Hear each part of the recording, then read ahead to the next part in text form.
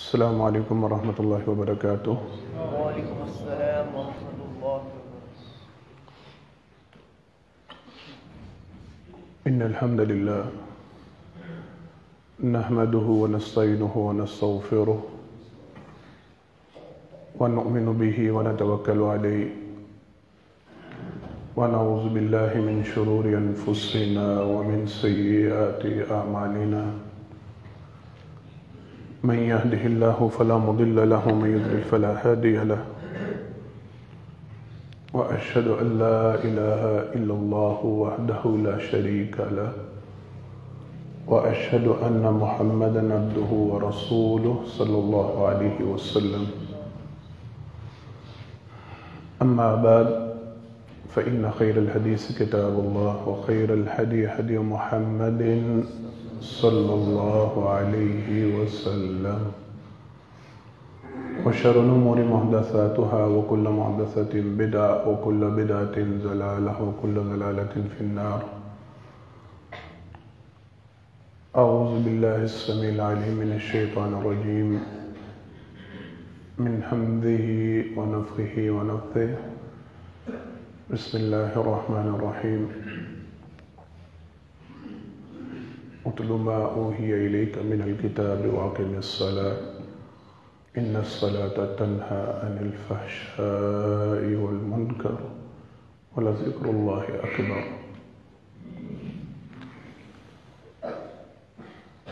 ہر قسم کی تعریفات حمد و ثنا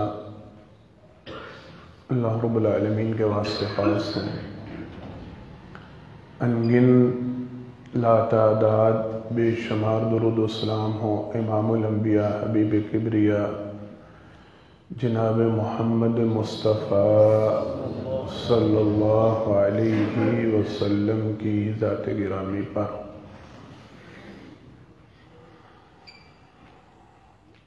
حضرات محترم،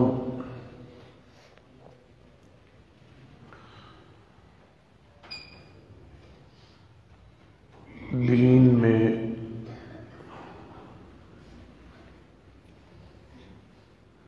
اللہ رب العالمین کی طرف سے نازل کردہ تعلیمات اور جناب محمد مصطفیٰ صلی اللہ علیہ وسلم کی طرف سے سکھلائے گئے دین میں دو قسم کی باتیں موجود ہیں. یعنی دینی تعلیمات کو آپ بنیادی طور پر دو حصوں میں تقسیم کر سکتے ہیں. پہلا حصہ ایمان اور عقیدہ کے حوالے سے ہے، جس میں آپ کی سوچ، آپ کی فکر، آپ کا دل و دماغ اللہ رب العالمین کی وحدانیت کا اقرار کرتا ہو. آپ عقیدتاً، نظریتاً مسلمان ہوں، مومن ہوں، اللہ کو ماننے والے ہوں، اللہ کی ذات کے ساتھ کسی کو شریک نہ ٹھہرانے والے ہوں، نبی کریم صلی اللہ علیہ وسلم کی رسالت کا اقرار کرنے والے ہوں، آپ صلی اللہ علیہ وسلم کو خاتم النبیین مانتے ہوں. یہ ہمارے دین کا پہلا بنیادی جز ہے، پہلا حصہ ہے، جس میں آپ کو آپ کے عقیدہ کی اصلاح کی جاتی ہے. جب انسان کا دل و دماغ اس بات کو قبول کر لیتا ہے، اس بات کو تسلیم کر لیتا ہے، وہ اس نظریہ کو مان لیتا ہے کہ اللہ واحد ہیں، الہ ہیں اور عبادت کے لائق ہیں، نبی کریم صلی اللہ علیہ وسلم اللہ کے رسول ہیں، خاتم النبیین ہیں، جب وہ اس بات کا اقرار کر لیتا ہے تو پھر اس پر عملاً اس بات کو ظاہر کرنا لازم اور واجب ہو جاتا ہے۔ توجہ کے ساتھ میں بات کو مختصر کروں گا۔ جب عقیدہ بن جاتا ہے، ایمان بن جاتا ہے، تو پھر عمل کے ساتھ اس کا اظہار لازم اور واجب ہو جاتا ہے۔ یہ بات صرف دل، زبان، دماغ اس کے اقرار تک محدود بولیں نہیں رہتی۔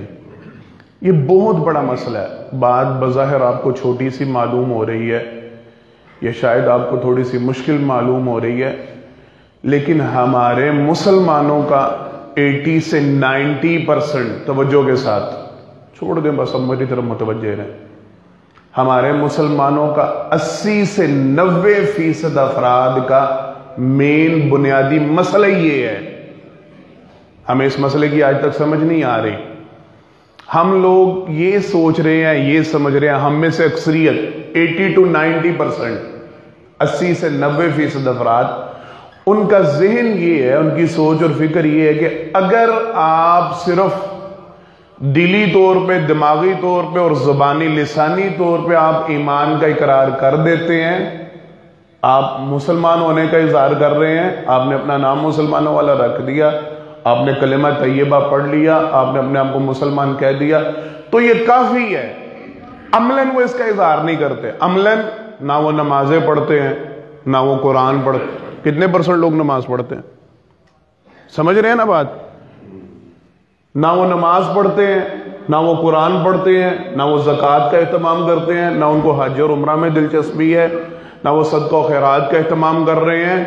ایون یہاں تک کنڈیشن ہے، حالت یہاں تک پہنچ چکی ہے کہ ہمارے سکول و کالجز میں بچوں کو کلمہ طیبہ ٹھیک طریقے سے پڑھنا نہیں آتا، نماز جوان ہو چکے ہیں اور نماز کے بنیادی مسائل نہیں آتے، غسل کے آداب نہیں آتے، پاکیزگی اور پلیدگی کا پتہ نہیں ہے، نجاست کو دور کرنے کا صحیح طریقہ معلوم نہیں ہے۔ کیوں؟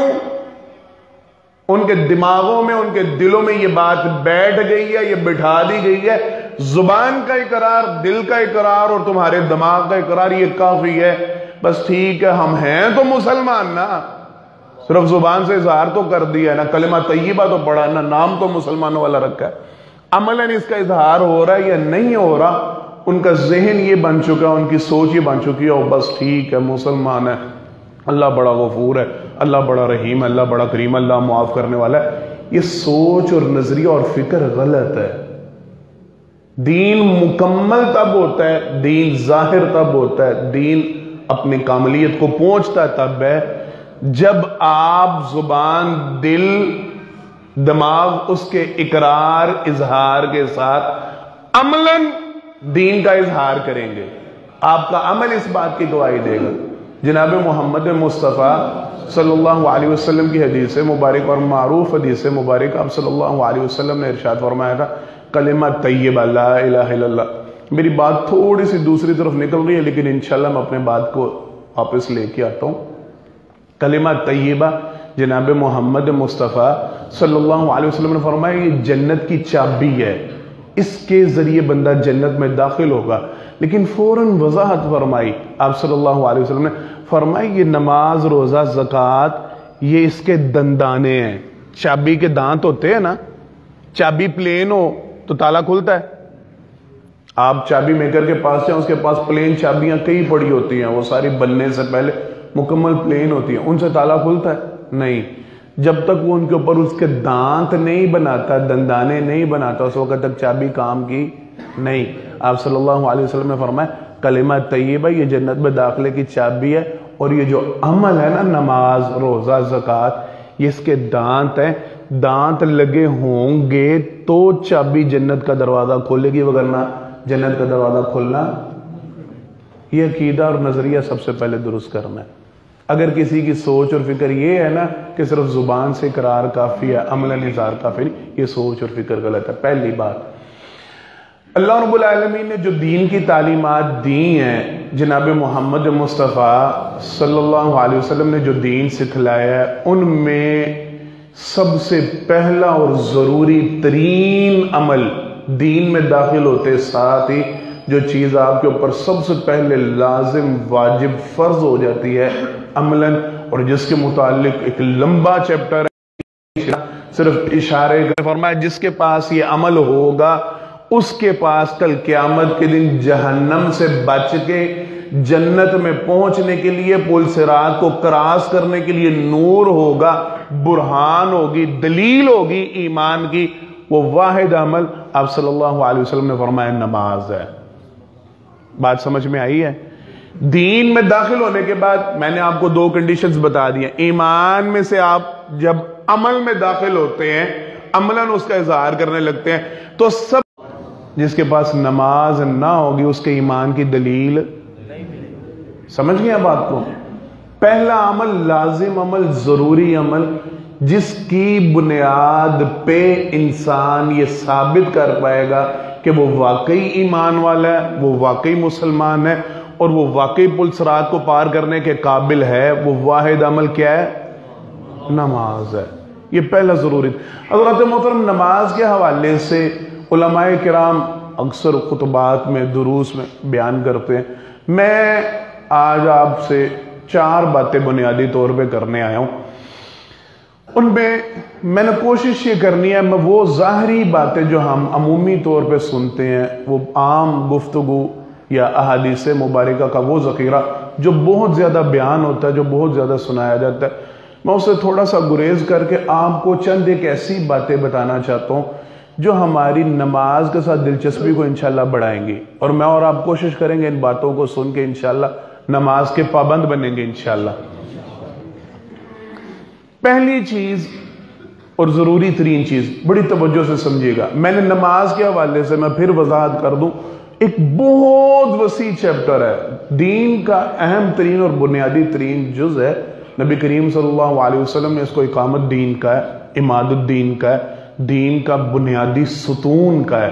بنیادی ستون لوگوں کو عموماً اس بات کی سمجھ نہیں آتی، الصلاۃ اماد الدین ومن اقامہ فقد اقام الدین ومن ہدمہ فقد ہدم الدین۔ لوگوں کو عمومی طور پہ اس کا صحیح ترجمہ پتہ نہیں ہے، یہ سمجھایا نہیں جاتا، یہ بعض کو سمجھ بھی ہوگی، اللہ ہم سب کو سمجھ اور توفیق عطا فرمائے۔ اماد جو اس کو کہا گیا ہے نا، وہ بڑی دلچسپ بات ہے، اس لیے میں سنانے لگا ہوں۔ آپ لوگوں نے مارکی لکی دیکھی ہے؟ بولیں، یہ شادی بیاہ ہوتا ہے جب کھلے میدان میں مارکی لگائی جاتی ہے، اوپن ایریا میں، تو مارکی دیکھتے ہیں نا، گول جو مارکی لگتی ہے، اس مارکی کے سینٹر میں ایک پلر ہوتا ہے، ایک بانس ہوتا ہے، دیکھا ہے عادل بھائی؟ ہوتا ہے سینٹر میں، درمیان میں نا، بالکل سینٹر میں، چاروں اطراف میں یا گولائی میں اس کو باندھا گیا ہوتا ہے، اور اس کے درمیان میں ایک ستون لگایا جاتا ہے، ایک بانس لگایا جاتا ہے جو درمیان میں سے مارکی کو اوپر اٹھاتا ہے۔ سب سے زیادہ مارکی کا برڈن کس بانس پہ ہوتا ہے؟ درمیان والے۔ آپ چاروں کونوں سے باندھ دیں، آپ ساری طرف سے باندھ دیں، اگر وہ سینٹر والا بانس نکال دیں گر جائے گی نیچے، کھڑی رہے گی اس کے بعد۔ وہ ہے اماد، سمجھیے گا۔ اصل عربی زبان میں جو اماد کہتے ہیں نا، وہ اس ستون کو کہتے ہیں، وہ جو درمیانی پلر ہوتا ہے نا، وہ جو درمیانی بانس ہوتا ہے، وہ ہوتا ہے وہ ستون۔ اور نبی کریم صلی اللہ علیہ وسلم نے نماز اس ستون کو قرار دیا۔ آپ چاروں اطراف دین کی باندھ لیں، اس پہ عمل کر لیں، لیکن سینٹر والا ستون نماز کو کھینچ دیں گے، آپ کا دین قائم نہیں رہے گا۔ ومن ہدمہ فقد ہدم الدین۔ یہ ستون بیچ میں سے نکل گیا نا، نماز بیچ میں سے نکل گئی، تو نماز، دین قائم رہنا مشکل نہیں ہے، ہی نہیں، تصور ہی نہیں۔ دین میں توجہ کے ساتھ میں نے بڑا مطالعہ کیا، اس بات کو سمجھنے کی کوشش کی۔ دین میں لوگ سوال کرتے ہیں نماز چھوٹ جائے تو کیا کرنا چاہیے، نمازیں رہ جائیں تو کیا کرنا چاہیے۔ اللہ کی قسم اٹھا کے کہتا ہوں، معذرت کے ساتھ میں نے قسم اٹھائی ہے، آپ علماء سے استفسار کر لیجئے گا، علماء سے پوچھ لیجئے گا، مجھے ذخیرہ حدیث میں یا قرآن کریم کی آیات میں مجھے کوئی ایسا چیپٹر نہیں ملا جس میں یہ وضاحت ہو کہ نمازیں چھوٹ جائیں تو کیا کرے۔ میری بات سمجھ میں نہیں آئی ابھی آپ کو، میں آپ کو سمجھاتا ہوں۔ ہمارے دین میں یہ کنسپٹ ہے ہی نہیں.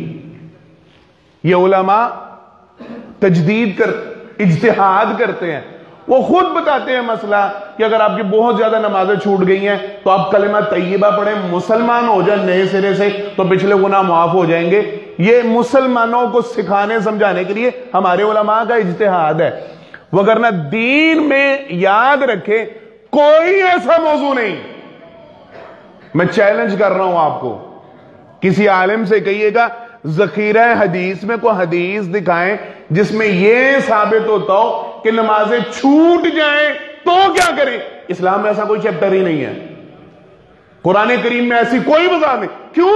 یہ تصور ہی نہیں ہے, یہ کنسپٹ ہی نہیں ہے کہ نماز چھوڑ دی جائے اور دین قائم رہے.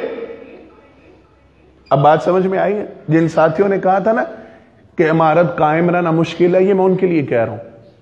دین میں ایسی کوئی کسی قسم کی وضاحت نہیں کہ آپ نماز نہیں بھی پڑھ رہے پھر بھی آپ مسلمان ہیں, آپ نماز نہیں بھی ادا کرتے پھر بھی آپ مومن ہیں, آپ کی نمازیں چھوٹ رہی ہیں پھر بھی آپ مسلمان ہیں.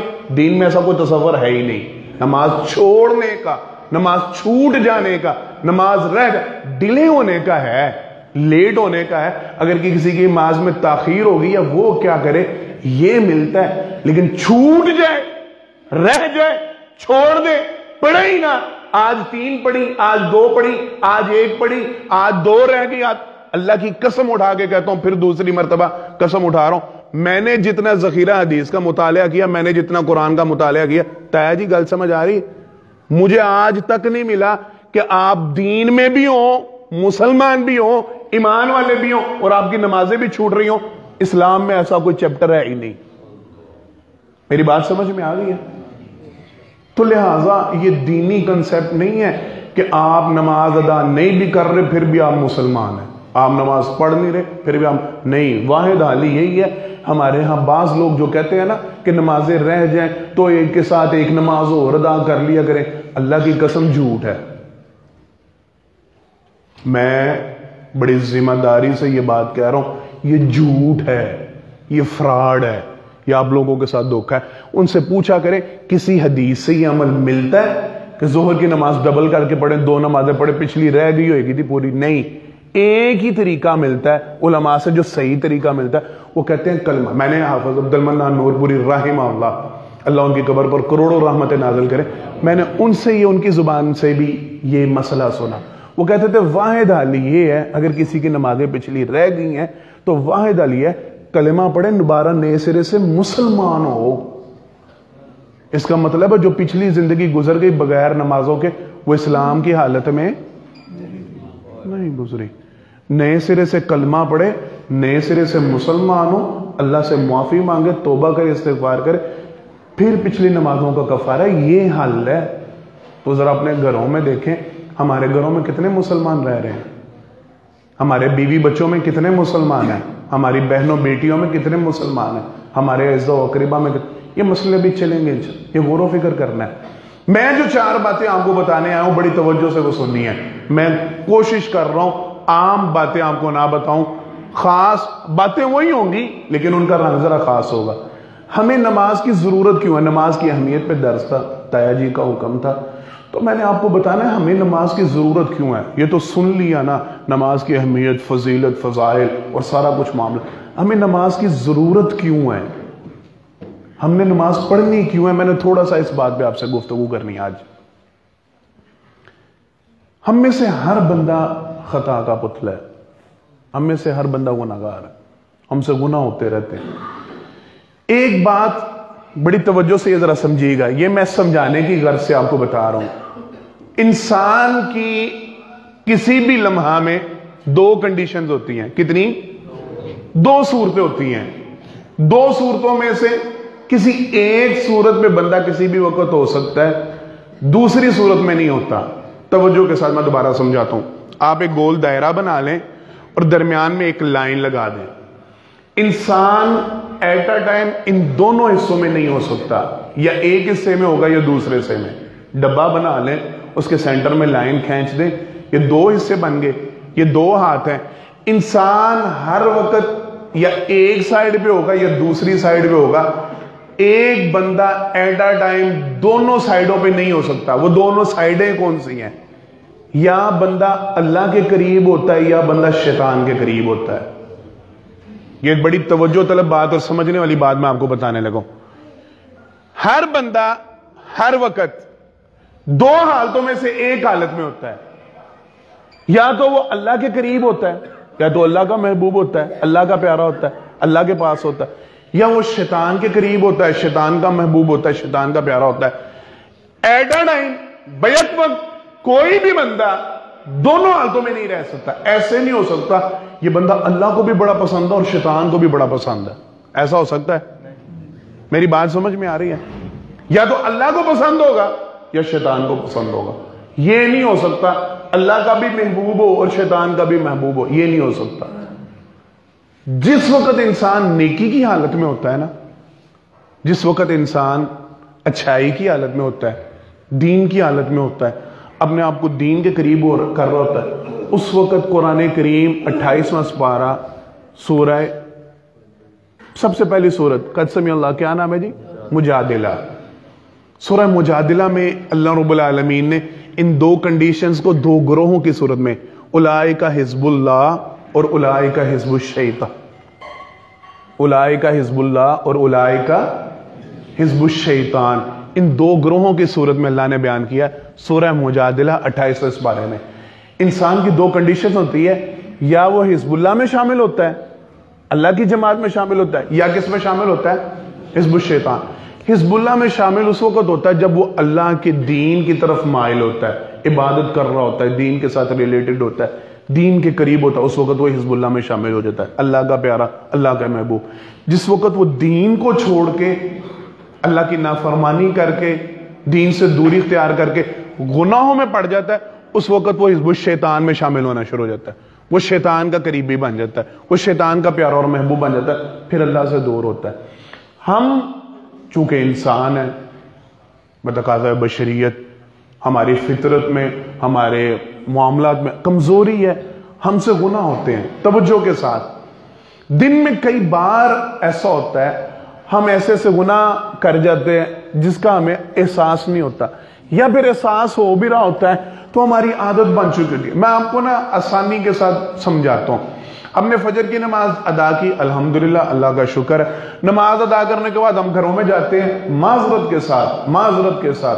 کے ساتھ ہم نماز ادا کرنے کے بعد گھر میں جتنا ٹائم جاگ رہے ہوتے ہیں, ہم جاتے ساتھ ہی موبائل کھولتے ہیں, واٹس ایپ کھولا, اس پہ ویڈیوز آئیں, ہم نے دیکھا, ہم نے بے پردہ عورتوں کو دیکھا, ہم نے نامحرم عورتوں کو دیکھا, ہم دیکھ رہے ہیں. پھر وہ واٹس ایپ بند ہوتا ہے, پھر فیس بک کھل جاتا ہے, فیس بک کو ہم اوپر کرتے جاتے ہیں, وہ اس کے اوپر ریلز آتی جاتی ہیں, ویڈیوز آتی جاتی ہیں, ان میں فلموں کے وہ آتے جاتے ہیں پارٹس, ہم وہ دیکھ رہے ہیں, ان میں دنیا بھر کی چیزیں آ رہی ہیں, ہم وہ دیکھ رہے ہیں. پھر ہم اس سے بور ہوتے ہیں, ہم بند کرتے ہیں, ہم ٹک ٹاک کھول لیتے ہیں, ہم انسٹاگرام کھول لیتے ہیں, ہم اس طرح کی اپلیکیشنز کھول لیتے ہیں, ہمارے کانوں میں موسیقی پڑنا شروع ہو جاتی ہے, ہم گانے نہ چاہتے ہوئے بھی ہم وہ گانے سن رہے ہیں, ہم وہ دیکھ رہے ہیں.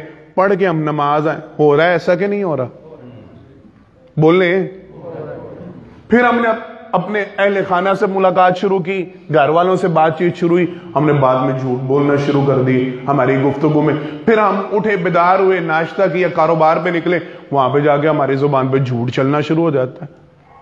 پھر ہماری زبان پہ گالی گلوچ آ جاتا ہے. پھر ہم ظہر کی نماز سے پہلے ہم اچھی طرح اپنے آپ کو گناہوں میں مل کے بھرپور طریقے سے کچا چھٹا صاف کر چکے ہوتے ہیں. ہوتا ہے ایسا معاملہ؟ ہم گناہوں سے باز نہیں رہ پاتے, ہم گناہوں سے دور. ہمارے کان, ہماری آنکھیں, ہماری زبان, یہ گناہوں میں لتھڑ جاتے ہیں. اب اللہ کے قریب جانے کا طریقہ یہ ہے, اللہ کے پاس جانے کا طریقہ یہ ہے, انسان گناہوں سے پاک ہو, انسان گناہوں سے دور ہو. میں نے آپ کو بتایا, گناہ ہوگا تو شیطان کے قریب ہوگا, نیکی ہوگی تو کس کے قریب ہوگا؟ اللہ کے. اللہ کے پاس جانا ہے, اللہ کے قریب ہونا ہے, تو پھر تو گناہوں سے دور ہونا پڑے گا. اب سمجھیے گا ذرا اس بات کو, دین کتنا پیارا ہے اسلام. آج آپ کو سمجھ آئے گی ان حدیثوں کی انشاءاللہ. ہو سکتا ہے آپ سے آج سے پہلے بھی آئی ہو, لیکن آج آپ تھوڑا سا ان حدیثوں کی اصل روح کو پہچانیں گے. جناب عثمان بن عفان رضی اللہ تعالیٰ عنہ وہ راوی ہیں. اللہ اکبر. دو روایتیں تین روایتیں جمع ہوتی ہیں. ایک روایت وہ جناب عثمان بن عفان سے، وہ میں بعد میں سناتا ہوں. پہلی روایت نبی کریم صلی اللہ علیہ وسلم کی حدیث مبارکہ صحیح مسلم میں یہ حدیث مبارکہ موجود ہے. آپ صلی اللہ علیہ وسلم نے ارشاد فرمایا من توضا فاحسن الوضوء، جس نے وضو کیا اور پھر اچھے طریقے سے وضو کیا. اچھے طریقے سے مراد کیا ہے؟ اس نے تسلی کے ساتھ اطمینان کے ساتھ، یہ نہیں جلدی جلدی جلدی جلدی ہاتھ پاؤں منہ دھو کے فارغ نہیں. من توضا فاحسن الوضوء، جس نے وضو کیا اور خوب وضو کیا، اچھے طریقے سے وضو کیا. خرجت خطاياه من جسده حتى تخرج من تحت اظفاره. آپ صلی اللہ علیہ وسلم نے فرمایا اللہ اس کے جسم سے سارے گناہوں کو نکال دیتا ہے، یہاں تک کہ اس کے ناخنوں کے نیچے بھی جو گناہ ہوتے ہیں اللہ وہ سارے گناہ بھی نکال دیتا ہے. میں آپ کو دوسری حدیث سے مبارکہ سناتا ہوں. جناب عثمان بن عفان رضی اللہ تعالیٰ عنہ کی کہتے ہیں میں نے نبی کریم صلی اللہ علیہ وسلم سے یہ بات سنی. آپ صلی اللہ علیہ وسلم نے ارشاد فرمایا جناب عمر بن ابسا یا ابسا، دو لفظ ان کے حوالے سے ملتے ہیں. جناب عمر بن ابسا سلمی یہ بیان کرتے ہیں میں نے جناب عثمان بن عفان رضی اللہ تعالیٰ عنہ سے سنا. وہ بیان کرتے ہیں میں نے جناب محمد مصطفیٰ صلی اللہ علیہ وسلم سے سنا. آپ صلی اللہ علیہ وسلم نے فرمایا جس نے وضو کیا، اچھے طریقے سے وضو کیا، اپنے چہرے کو دھویا، کلی کی، منہ میں پانی ڈالا اور ناک کو جاڑا. اصل وضو کا طریقہ تو یہی ہے نا، ایک ہی ہاتھ میں ایک ہی چلو میں پانی لے کے اسی کو منہ میں ڈالیں، اسی کو ناک میں. اب علماء تھوڑی سی رخصت دے دیتے ہیں چونکہ ہمارے ہاں عادت نہیں رہی، یہ رواج نہیں رہا، تو علیحدہ علیحدہ پانی، وگرنہ اصل طریقہ یہی ہے کہ ایک ہی ہاتھ میں ایک ہی چلو میں پانی لے کے کلی اور ناک میں ڈالنا.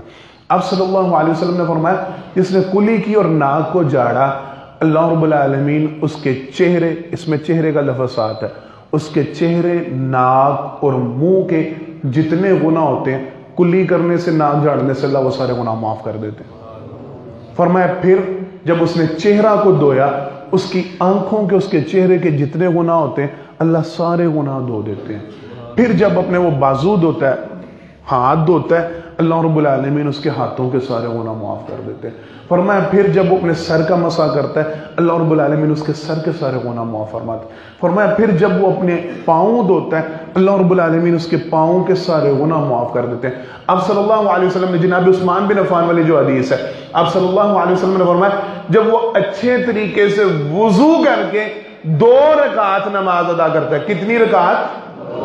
2 رکعت نماز ادا کرتا ہے، صرف 2 رکعت پڑھتا ہے. آپ صلی اللہ علیہ وسلم نے فرمایا اچھے طریقے سے نماز پڑھتا ہے، اس میں وسوسے کا شکار نہیں ہوتا، خیالات کا شکار نہیں ہوتا، اللہ رب العالمین کی حمد و ثنا بیان کرتا ہے اور اچھے طریقے سے حمد و ثنا بیان کرتا ہے. سرور کائنات صلی اللہ علیہ وسلم نے ارشاد فرمایا اللہ رب العالمین اس کو گناہوں سے ایسے پاک صاف کر دیتے ہیں گویا اس کی ماں نے اس کو آج پیدا کیا ہے. میں نے آپ کو بتایا گناہ کرتا بندہ تو کس کے قریب ہوتا ہے اور نیکی کرتا تو کس کے قریب ہوتا ہے. دیکھیں بندہ اللہ کے قریب آنے لگا ہے تو اللہ نے گناہوں سے صاف کر دیا، دھو دیا پورا. تو ہے نماز کی ضرورت ہمیں کہ نہیں؟ دن میں کتنے گناہ ہوتے ہیں، دن میں کتنی برائیاں ہوتی ہیں، دن میں جناب محمد مصطفیٰ صلی اللہ علیہ وسلم کی حدیث مبارکہ. اب یہ بھی بڑی پیاری حدیث، یہ بھی جناب عثمان بن عفان اس کے راوی ہیں، اس کے راوی بھی جناب عثمان بن عفان رضی اللہ تعالیٰ نے. اور یہ حدیث بہت کم سنائی جاتی ہے، عمومی طور پہ دوسری حدیث مبارکہ اس سے ریلیٹڈ ہے، وہ سنائی جاتی ہے. آپ صلی اللہ علیہ وسلم نے فرمایا جب آدمی نماز ادا کرتا ہے تو ایک نماز سے دوسری نماز گزشتہ گناہوں کا کفارہ بنتی ہے. توجہ کے ساتھ میں بھی آپ کو دوسری جو اصل حدیث بڑی پیاری حدیث وہ سنانے لگا ہوں جو جناب عثمان بن عفان.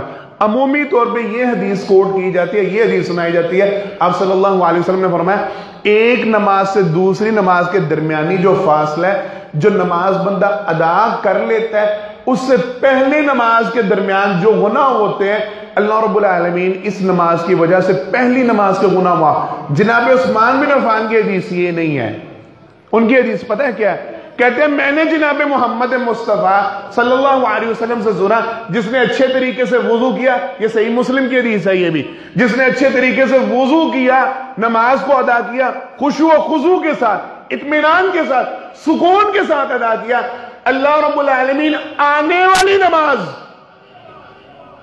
جو نماز ابھی اس نے پڑھنی ہے، یعنی سمجھے فجر کی نماز ادا کی، فجر کے بعد کون سی نماز ہے؟ اللہ رب العالمین فجر سے لے کے ظہر کے درمیانی جو وقفہ ہے، اللہ اس کے یہ گناہ معاف کر دیتے ہیں۔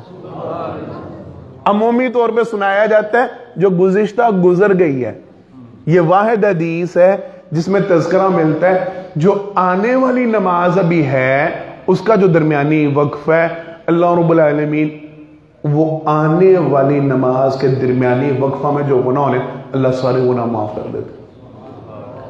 نبی کریم صلی اللہ علیہ وسلم کی حدیث سے مبارکہ معروف حدیث ہے، آپ صلی اللہ علیہ وسلم نے فرمایا ہر نماز کے وقت ایک فرشتہ کھڑا ہوتا ہے اور وہ لوگوں کو ندا دیتا ہے، آواز دیتا ہے، لوگوں آؤ تم نے اپنے اوپر جو جہنم کی آگ جلا لی ہے، اپنے اوپر جو جہنم کی آگ روشن کر لی ہے گناہ کر کر کے، آؤ اس آگ کو بجھا لو۔ آپ صلی اللہ علیہ وسلم نے فرمایا جو لوگ اس کی آواز پہ لبیک کہتے ہیں، صدا پہ، پکار پہ لبیک کہتے ہیں، حاضر ہو جاتے ہیں، فرمایا وہ جب وضو کرتے ہیں، نماز ادا کرتے ہیں، جو پچھلے گناہ انہوں نے کیے ہوتے ہیں وہ سارے گناہ معاف ہو جاتے ہیں، جہنم کی آگ ان سے بجھ جاتی ہے۔ جناب عبداللہ بن عمر رضی اللہ تعالیٰ ان کے حوالے سے ایک روایت ملتی ہے، کہتے ہیں میں نے ایک شخص کو دیکھا، وہ بڑا لمبا رکوع، بڑا لمبا قیام اور بڑے لمبے سجدے کر رہا تھا۔ کہتے ہیں میرے دل میں خیال آیا اگر یہ مجھ سے گفتگو کرے تو میں اس کو نصیحت کروں، بہت زیادہ طویل قیام، بہت زیادہ طویل رکوع اور بہت زیادہ طویل سجدہ کرنے سے زیادہ بہتر یہ ہے تھوڑا سا مختصر کر لو لیکن زیادہ کرو، زیادہ نماز ادا کرو، جتنی زیادہ نماز ادا کرو گے اتنے سجدوں کی تعداد بڑھ جائے گی، تمہارے گناہ اتنے زیادہ معاف ہوں گے، جنت میں درجات اتنے زیادہ بلند ہوں گے، کیونکہ نبی کریم صلی اللہ علیہ وسلم ہمیں کثرت کے ساتھ سجدہ کرنے کی تلقین کرتے تھے، جتنے زیادہ سجدے ہو جاتے ہیں اتنے زیادہ گناہ معاف ہو جاتے ہیں، اتنے زیادہ درجات بلند ہوتے ہیں۔ حضرات محترم یہ باتیں میں آپ کو پتہ ہے کیوں سنا رہا ہوں؟ ابھی اس موضوع میں بڑی حدیث سے ہیں، بڑی روایت ہے، لیکن میں وقت کی کمی کی وجہ سے بات کو مختصر کر رہا ہوں۔ میں یہ بات آپ کو اس لیے سنا رہا ہوں، ہم نے اگر اللہ کا قرب پانا ہے، ایک اور حدیث بڑی پیاری حدیث وہ بھی سن لیں، جناب ابو ہریرہ رضی اللہ تعالیٰ اس کے راوی ہیں۔ کون راوی ہیں؟ جناب ابو ہریرہ رضی اللہ تعالیٰ راوی ہیں۔ کہتے ہیں نبی کریم صلی اللہ علیہ وسلم نے ارشاد فرمایا اقرب ما یکون العبد من ربہ وہو ساجد او کما قال النبی صلی اللہ علیہ وسلم، انسان اپنے رب کے سب سے زیادہ قریب اس وقت ہوتا ہے جس وقت سجدے کی حالت میں ہوتا ہے۔ بندہ اپنے رب کے سب سے زیادہ قریب کب ہوتا ہے؟ جس وقت سجدے کی حالت میں ہوتا ہے۔ میں نے آپ کو موضوع میں کیا شروع کیا ہوا ہے، یہ بندہ کس کے قریب ہوتا ہے؟ اللہ کے، رحمان کے، یا پھر تو بندہ رحمان کے سب سے زیادہ قریب کب ہوتا ہے؟ اس وقت سجدے کی حالت۔ اللہ کا قرب چاہیے کہ نہیں؟ اللہ کے پاس ہونا ہے، اللہ کے قریب ہونا ہے، اللہ کا ساتھ تو نماز پڑھنی پڑے گی۔ گناہوں سے چھٹکارا، جو ہم گناہوں کی وجہ سے شیطان کے محبوب بن جاتے ہیں، شیطان کے قریبی بن جاتے ہیں، شیطان کے ساتھی بن جاتے ہیں، حزب الشیطان میں شامل ہو جاتے ہیں، اس سے نکلنا ہے، حزب اللہ کا حصہ بننا ہے۔ اللہ اگر آپ یہ چاہتے ہیں آپ کے ساتھ اللہ کا ساتھ ہو، اللہ آپ کے ساتھ ہو، اللہ کی مدد آپ کے ساتھ ہو، اللہ کی نصرت آپ کے ساتھ ہو، تو اس کے لیے آپ کو کیا کرنا پڑے گا؟ نماز پڑھنی پڑے گی، نماز ادا کرنی۔ پہلی چیز، پہلی بات، اللہ کے قریب ہونے کے لیے، شیطان سے دور ہونے کے لیے نماز ضروری ہے، نماز اس لیے پڑھنی ہے۔ دوسری بات، اور یہ بھی بڑی قیمتی بات، ہم میں سے ہر بندہ یہ چاہتا ہے، زندگی میں بڑی پریشانیاں ہوتی ہیں، زندگی میں بڑے غم ہوتے ہیں، بڑی تکالیف ایسی ہوتی ہیں جن میں ہمارا یہ ذہن ہوتا ہے، ہماری یہ سوچ ہوتی ہے، اللہ اکبر، کہ یہ مسئلہ، یہ معاملہ میرے بس سے باہر ہے۔ توجہ کے ساتھ، توجہ کے ساتھ، زندگی میں بہت زیادہ کنڈیشنز ایسی ہوتی ہیں، بہت زیادہ معاملے اور مسئلے ایسے ہوتے ہیں جن میں انسان اپنے آپ کو بے بس محسوس کرتا ہے. کچھ کام ایسا پڑ گیا, کوئی کاروباری مسئلہ ایسا بن گیا, کوئی ضرورت ایسی پڑ گئی, بیٹے بیٹی کا معاملہ ایسا ہو گیا, کوئی ٹینشن ایسی آ گئی, اللہ نہ کرے اللہ نہ کرے, جس میں بندہ اپنے آپ کو نا لاچار محسوس کرتا ہے, بے بس محسوس, یہ میرے بس سے باہر ہے, یہ نہیں مجھ سے ہو سکتا, میں اس مسئلے کو حل نہیں کر سکتا, میں اس معاملے کی اصلاح نہیں.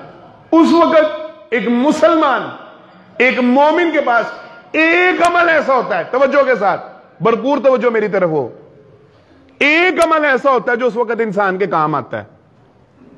جب آپ بے بس ہو جائیں نا, جب آپ لاچار, یہ ضروری نہیں کہ اسی کنڈیشن میں, ویسے تو عام بھی اس کی بہت زیادہ ضرورت ہے جو میں مسئلہ بیان کرنے لگا ہوں جو بات, لیکن ایک خاص کنڈیشن, جب آپ اپنے آپ کو بے بس محسوس کریں نا, لاچار محسوس کریں, بچہ پریشان کر رہا ہے, آپ اس کو سمجھا رہے ہیں, وہ نہیں سمجھتا, آپ کیا کر سکتے ہیں؟ گولی مار دیں گے اس کو؟ نہیں. ایک حل ہے, میں آپ کو بتاتا ہوں. بیٹی کا گھر پریشانی بن رہی ہے, بیٹی کا گھر بس نہیں رہا, خامن تنگ کر رہا ہے, سسرالی ظالم نکل آئے, کیا کریں گے؟ اڑا دیں گے, بم دھماکہ کر دیں گے ان کے گھر میں؟ نہیں. ایک حل ہے. بچے بچی کا رشتہ نہیں ہو رہا, کیا کریں گے؟ دنیا کو آگ لگا دیں گے؟ نہیں. ایک حل ہے, میری بات بڑی توجہ سے سنیے. رزق نہیں مل رہا, کاروبار نہیں چل رہا, کیا کریں گے؟ چوری ڈکیتی شروع کر دیں, لوٹ مار شروع کر دیں؟ نہیں. ایک حل ہے. کاروبار میں نقصان ہو رہا ہے, لاس ہو رہا ہے, مال واپس آنا شروع ہو گیا, لوگوں نے پیمنٹیں بنسا لی ہیں, پیسے روک لیے ہیں, کیا کریں؟ لڑائی شروع کر دیں, قتل و غارت شروع کر دیں؟ نہیں. ایک حل ہے. وہ حل پتہ ہے کیا ہے؟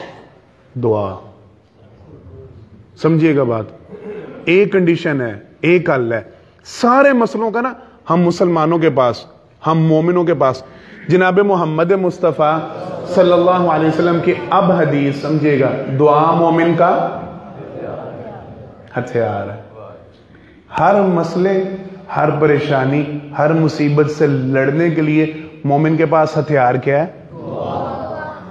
بیٹی کا مسئلہ حل نہیں نہ ہو رہا, سسرالی ظالم نکل آئے, تو جا کے ان کے گلے نہیں کاٹنے, کیا کرنا ہے؟ دعا مانگنی ہے. کاروبار نہیں چل رہا, رزق میں کمی آ گئی ہے, مسئلے آ رہے ہیں, مال خراب ہو رہے, تو کیا حل ہے؟ دعا مانگے. بچہ پریشان کر رہا ہے, آپ کی بات نہیں مان رہا, نافرمان نکلا ہے, تو کیا حل ہے؟ دعا.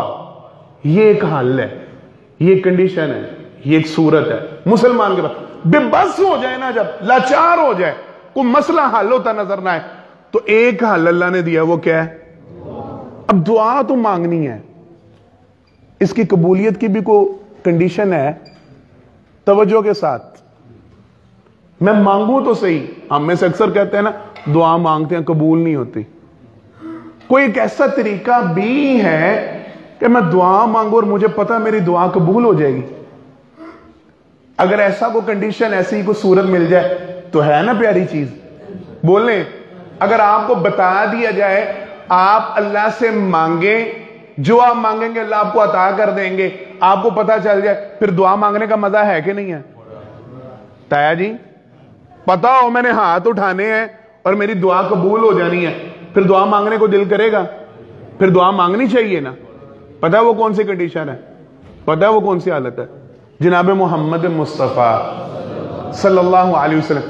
ہم سب کی, میں حدیث سنانے سے پہلے بات بتانے لگا ہوں, ہم سب کی کچھ نہ کچھ ایسی دعائیں ہوتی ہیں جن کے متعلق خواہش ہوتی ہے نا, یار یہ دعا قبول ہو جائے. ہوتی ہیں سب کی کہ نہیں؟ ہاتھ اٹھا کے بتائیں کس کس کے دل میں خواہش ہے نا؟ سب کے دل میں خواہش, کچھ نہ کچھ ایسی دعائیں ہوتی ہیں. قاری صاحب آپ کی نہیں ہے؟ جزاکم اللہ. سب کے دل میں کنڈیشنز ہوتی ہیں, کچھ نہ کچھ ایسی دعائیں ضرور ہوتی ہیں, خیال ہوتا ہے یار یہ دعا قبول ہو جائے نا, پتہ کر لو نیچے, یہ دعا قبول ہو جائے, یار یہ دعا قبول. ایک کنڈیشن ایسی ہے, ایک صورت ایسی ہے جب اتھارٹی ہے, گارنٹی ہے, اور گارنٹی کس کی ہے؟ جناب محمد مصطفیٰ صلی اللہ علیہ وسلم. گارنٹی کون دے رہا ہے؟ جناب محمد مصطفیٰ صلی اللہ علیہ وسلم. آپ صلی اللہ علیہ وسلم فرماتے ہیں ایک کنڈیشن ایسی ہے, اس کنڈیشن میں دعا مانگو تمہاری دعا لازمی قبول ہوگی. پتہ کون سی کنڈیشن ہے؟ آپ صلی اللہ علیہ وسلم نے ارشاد فرمایا لا يرد الدعاء بین الاذان و بین الاقامہ. फरमाया जब अजान कही जाए, अजान से लेके इकामत के दरमियान जब मुकब्बर तकबीर कहने लगे, इकामत कहने लगे, अजान से इकामत के दरमियान जो फासला होता है, जो टाइम होता है, जो वक़्त होता है, आप सल्लल्लाहु अलैहि वसल्लम ने फरमाया उस वक़्त जो बंदा हाथ उठा के दुआ मांगता है, अल्लाह उसकी दुआ लाजमी कबूल करते हैं, वो दुआ रद्द नहीं होती। है नमाज की ज़रूरत हमें कि नहीं? उस वक़्त दुआ मांगेगा कौन? जो नमाज पढ़ेगा। ऐसे ही है ना, दुआ तो वही मांगेगा ना उस वक़्त जो नमाज पढ़ेगा। जो नमाज पढ़ने ही नहीं आ रहा, जिसने नमाज ही नहीं पढ़नी, वो दुआ मांगने के लिए मस्जिद में उस टाइम आएगा? ऐसे तो नहीं ना हो सकता। तो इसका मतलब ये है, अगर मुझे और आपको अपनी दुआएं कबूल करवानी है तो फिर नमाज पढ़नी होगी, नमाज अदा करेंगे, उससे पहले आ जाएंगे तो। अच्छा, एक और बड़ी प्यारी चीज है इसी ज़िम्मन में, मुख्तसर सी और फिर बात आ, टाइम है ना, अभी हो गया तकरीबन, चलें मुकम्मल करते हैं। एक बड़ी प्यारी चीज है, माजरत के साथ तीसरी दफा कहता हूं माजरत के साथ, हमारे यहां ना थोड़ा सा इसको बयान नहीं किया जाता, या मायूब समझा जाता है, या इसमें इख्तलाफ किया जाता है, और मुझे दुख होता है, अल्लाह की कसम उठा के कहता हूं मुझे दुख होता है। हमारे यहाँ इस मसले पे बड़ा ही झगड़ा होता है, हमने किताबें तहरीर कर दी हैं, हमने बड़े इस मसले को ना खींच दिया है। क्या नमाज के बाद जो दुआ है वो मांगनी चाहिए कि नहीं? मस्जिदों में बड़ा झगड़ा, और साडी मस्जिद के कारी साहब नूं बड़ी भैड़ी आदत है, वो हाथ चुक लेंदे ने, वो सारे नूं ला देंदे ने। देखो जी, इज्तिमाई दुआ तो सब ठीक है, ये मसला ठीक है, तवज्जो के साथ ये बात ठीक है, बगैर उज़र के या बगैर किसी नमाजी के कारी साहब के लिए दुरुस्त नहीं कि वो हर नमाज के फौरी बाद इसको एक बिदअत की शक्ल इख्तियार कर लें कि वो और फिर माजरत के साथ मैं तकलीफ नहीं देने लगा, मैं कोई इख्तिलाफी बात नहीं करने लगा। आप देखें जिन्होंने इसको आदत बना लिया हुआ है ना, वो फिर उनकी दुआएं भी कैसे होती हैं,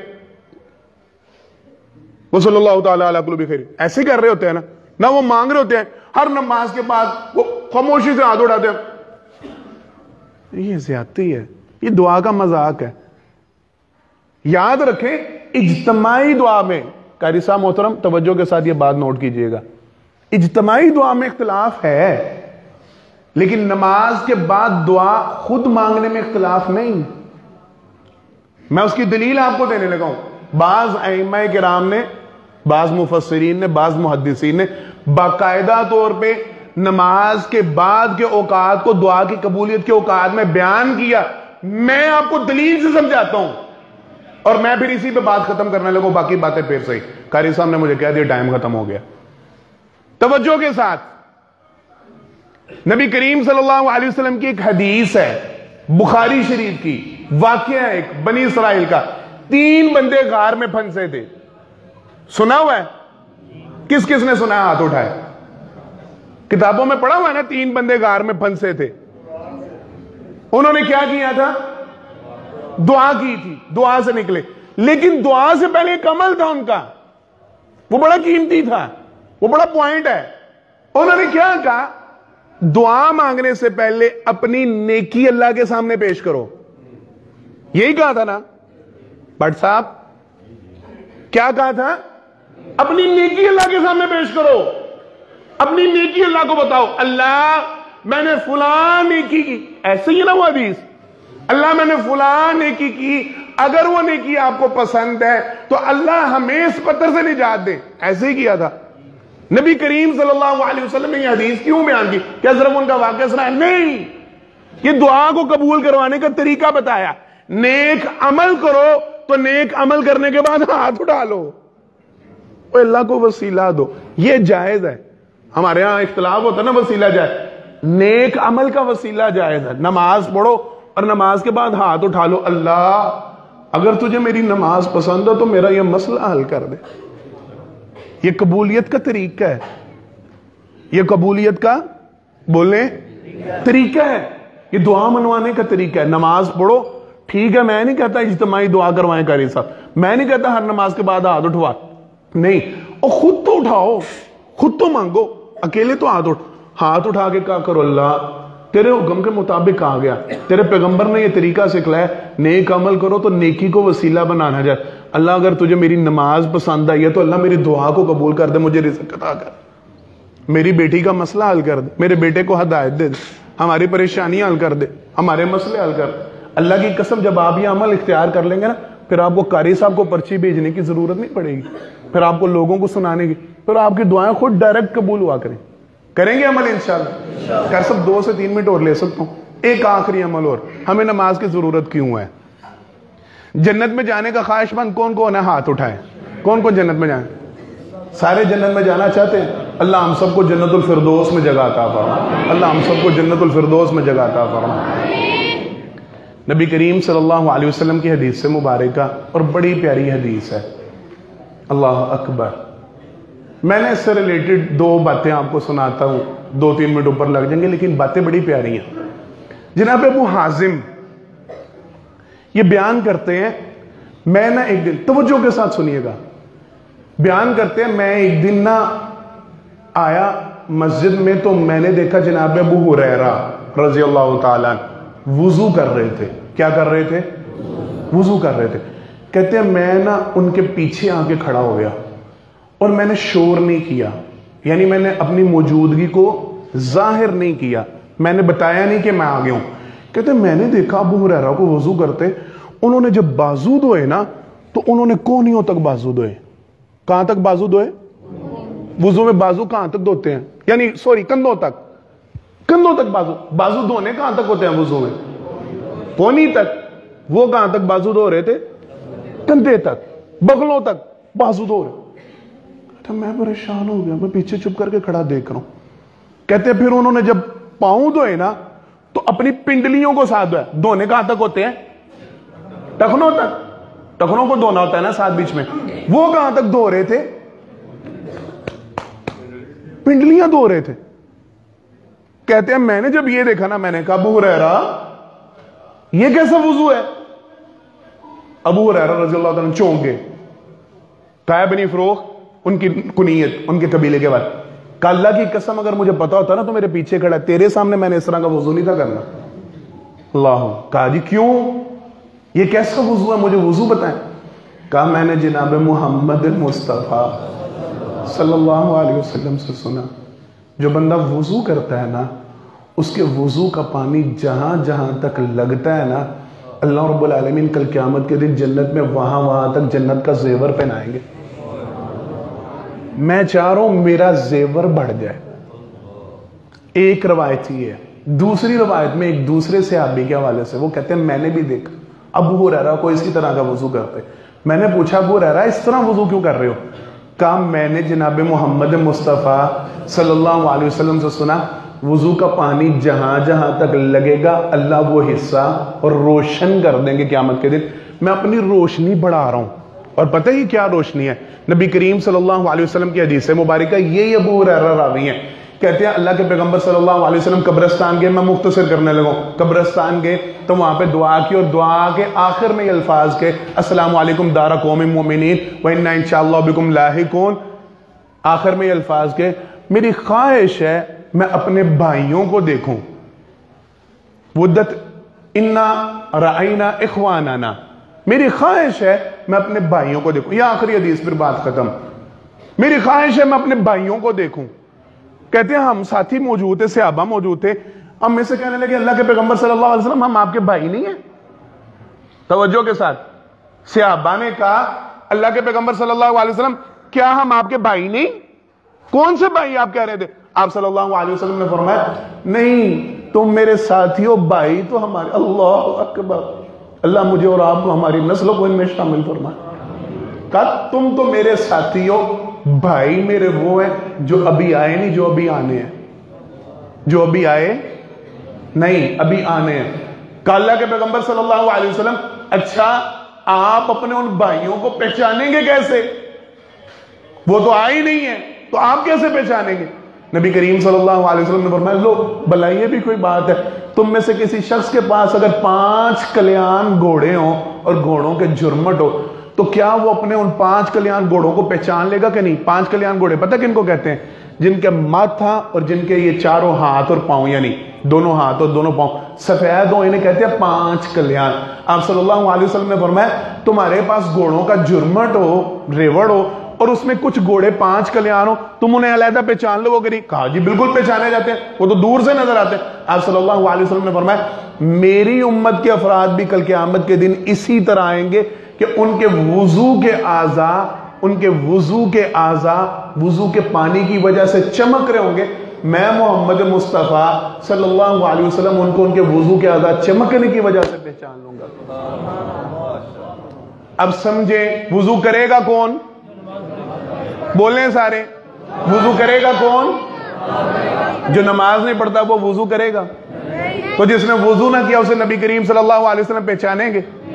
تو پھر مجھے اور آپ کو وضو کی ضرورت ہے کہ نہیں؟ نماز کی ضرورت ہے کہ نہیں؟ کریں گے پھر آج کے بعد انشاءاللہ؟ ہاتھ اٹھا کے آخر انشاءاللہ آج کے بعد نمازوں کی پابندی کریں گے۔ اللہ مجھے اور آپ کو عمل کرنے کی توفیق فرمائے، ہمیں 5 وقت کا نمازی بنائے۔ آخر دعوانا الحمدللہ رب العالمین۔